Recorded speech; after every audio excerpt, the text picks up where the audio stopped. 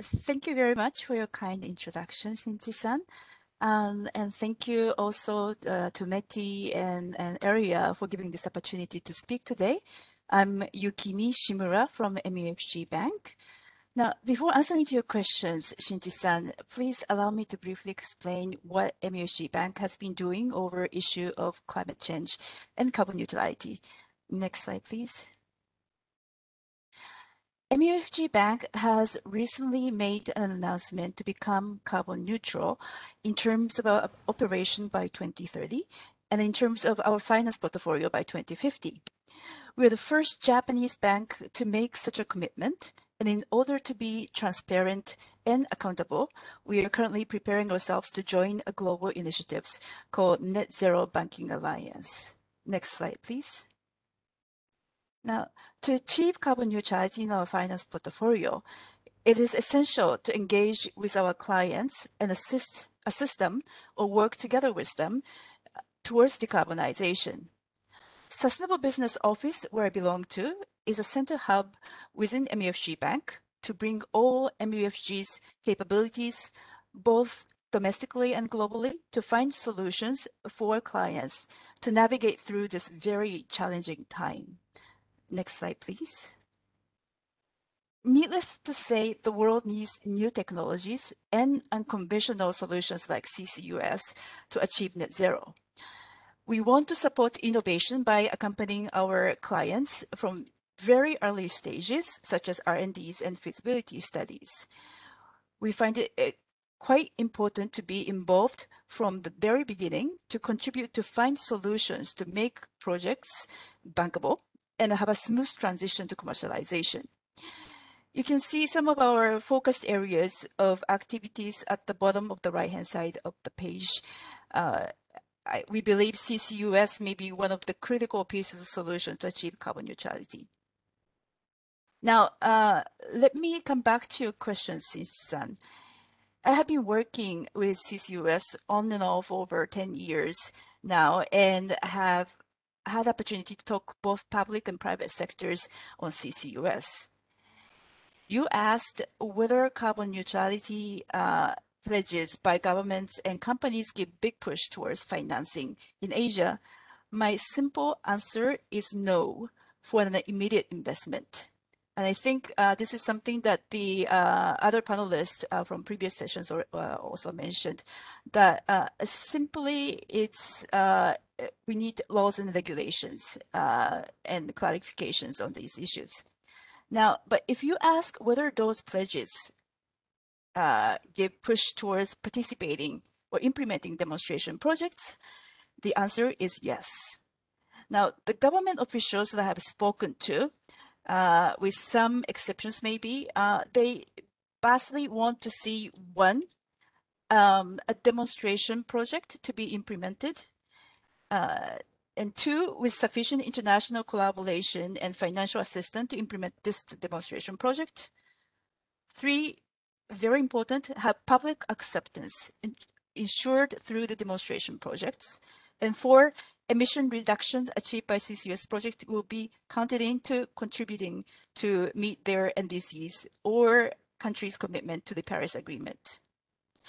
On the other hand, the project developers wants to see, first and foremost, some form of commitment, but commitment supported by policies with possibly budget or human resources allocated to promote the CCUS activities. And two, with a rough indicative timeline or simply by when those commitments will be realized. And three, which is, and the last but not least, enabling business environment to deploy CCUS projects with sufficient financial assistance and incentive schemes to make the project bankable. Now, you see already that there is a significant gap between what the public and the private sectors wants to see happening in the next few years. You ask what is needed to push CCUS deployment in Asia. Let me talk from the financier's point of view. As much as we like to assist our clients working on CCUS project in Asia, there's simply too many unclear risks involved. We have been accumulating our understandings and knowledge of risks involved with CCUS, mainly through projects in Australia, North America, and Europe. However, all these countries or regions have well-established legal and regulatory frameworks, incentive schemes, and even a business model dedicated for CCUS, which is something that's been shared by other panelists or the previous sessions. In the case of Asia, these are still big blank space for us to fill in. Now, many believe, including myself, we can dwell upon the existing laws and regulations for oil and gas industries and environmental issues. However, if we start looking at actual details, like who will give what permissions, what kind of incentive schemes, what kind of additional procedure required, for instance, for the environmental impact assessment, we cannot get clear answers in most of the cases. Without knowing actual risks and risk profile, it is quite difficult to consider possible solutions for even de-risking to make the CCUS project bankable. Risk is not the only issue. All the panelists throughout the forum mentioned about the carbon credits. Yes, to make the project bankable, we also need the workable business model for Asia. Carbon credits may be one possible revenue stream, but then as Mr. Nemoto of JBIC mentions, there's always a price volatilities and market unreliabilities.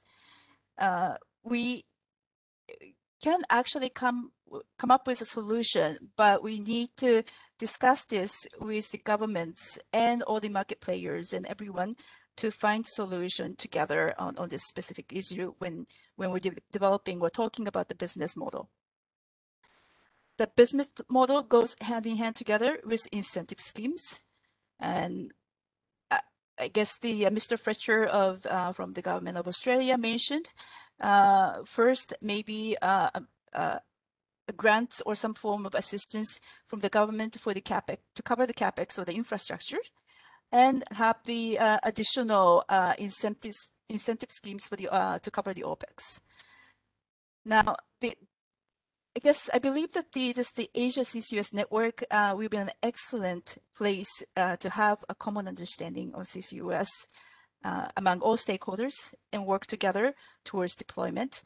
But first, we need to have a common understanding, and two, we need to start developing on laws and regulations and business model. Those are the very simple messages and from what I understood from my previous experiences. Over to you, Shinji-san.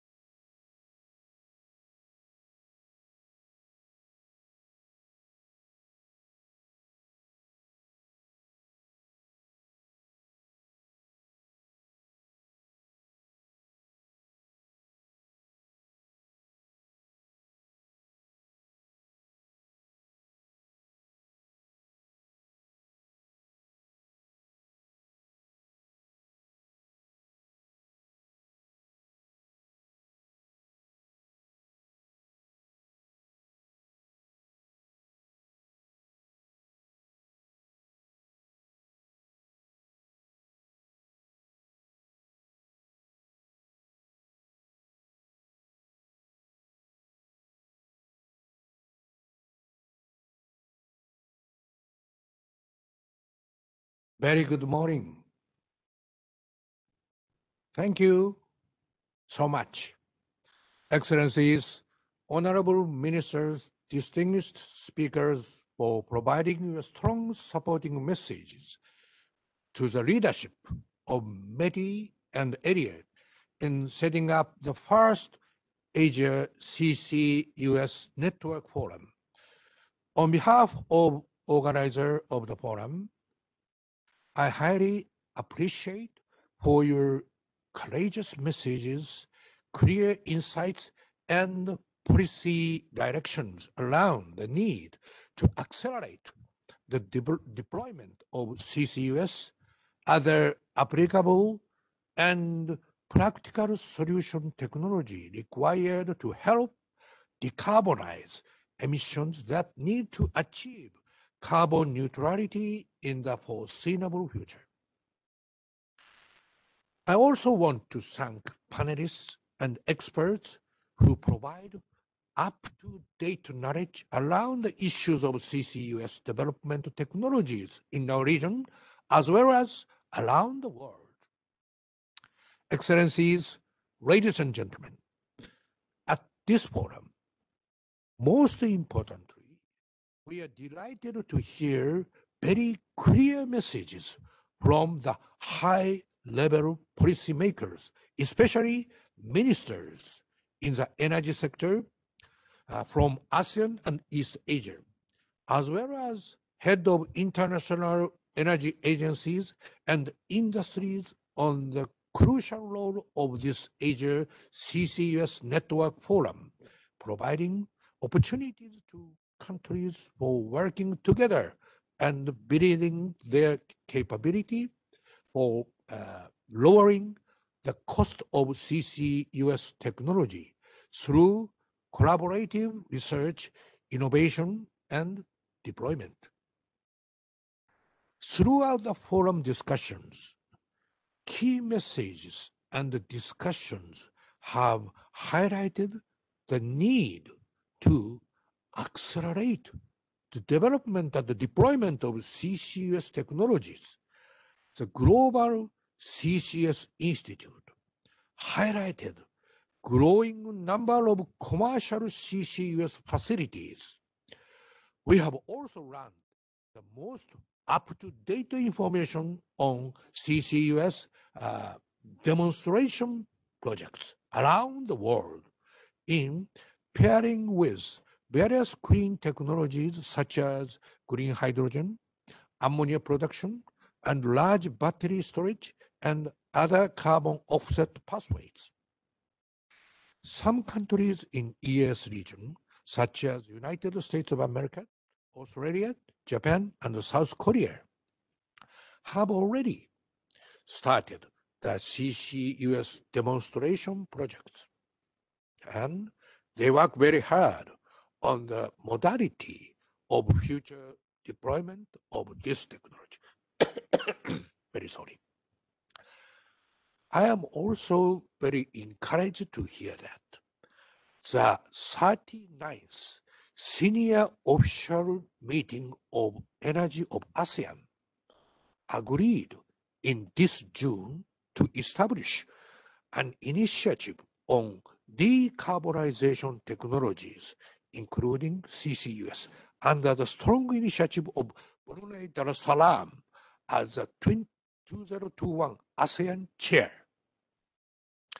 Excellencies, ladies and gentlemen, backed by government supports and with involvement of all stakeholders, we believe that CCUS technology will become commercially viable and scalable that can be invested by private companies around the world. The CCUS technology is expected to play a big role in net zero emission. The International Energy Agency, IEA, estimated that almost half of the global emission reduction will need to come from technologies such as CCUS to achieve global carbon neutrality.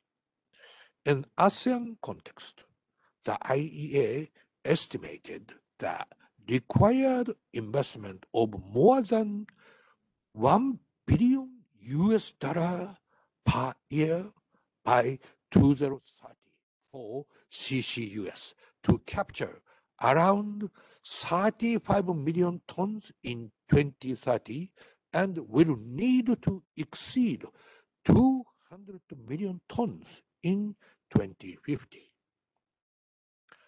Amongst the discussions, we noted that there are three most important issues raised by policymakers and experts about development and deployment of CCUS technology.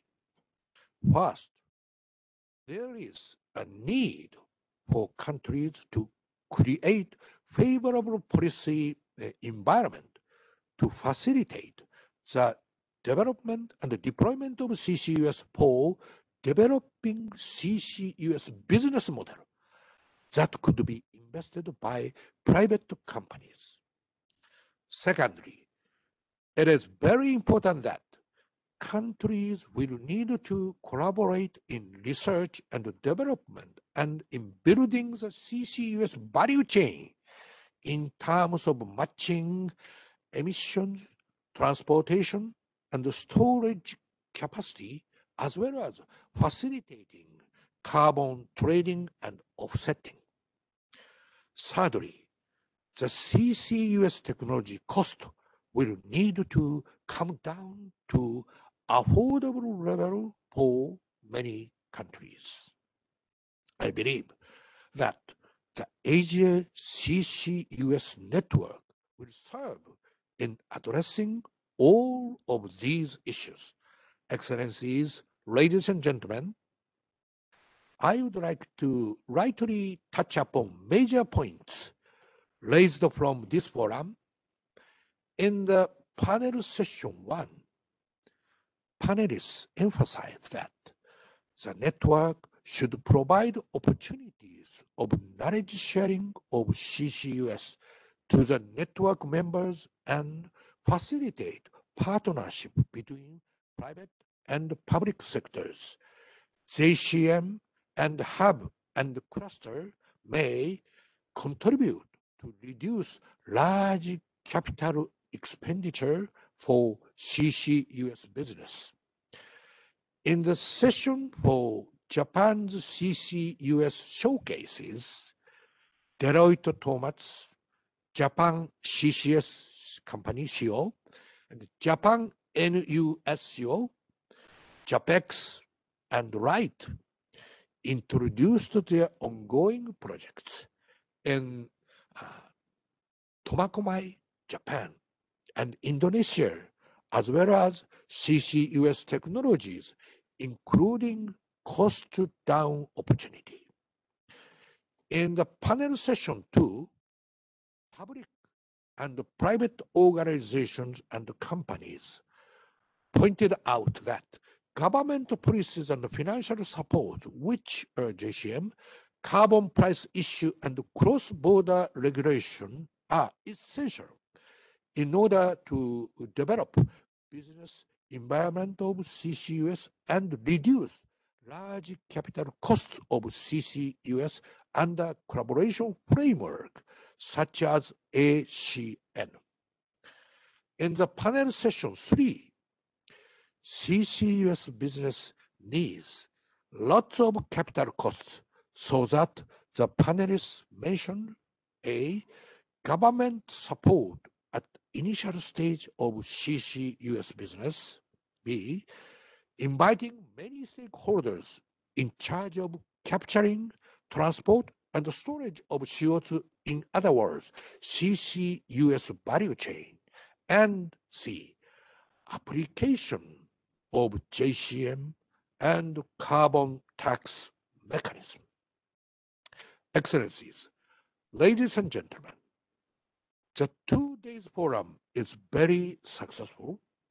We have learned and exchanged knowledge and experience from policymakers, industry's perspective on the development of CCUS and the financing aspects from the financial institutions. Although it is virtual forum, we have been joined by more than 600 participants, totally interested in the development and the deployment of CCUS. I strongly urge for your continued support and participation to this network forum as a platform to exchange knowledge, experience, innovation that can eventually lead to the deployment of CCUS in our region. We, ERIA, as a secretariat of the network, will continue to work hard towards development of midterm vision, which is the development of CCUS project and business environment for CCUS. In details, we will implement A, suitable mapping of emission sources and storage sites. B, creating common rules. And C, project development on combination with new technologies and needs. I wish you for a great evening and thank you for your active participants. Finally, thank for the Asia CCUS Secretariat for your hard work in making today's forum a success. Thank you very much.